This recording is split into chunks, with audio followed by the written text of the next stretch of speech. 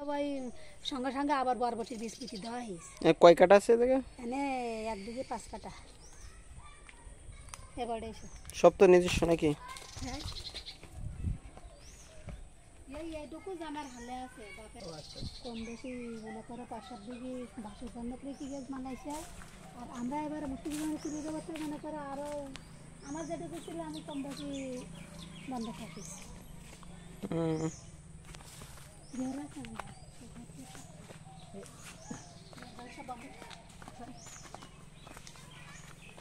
যাক মাশাআল্লাহ ভালোই।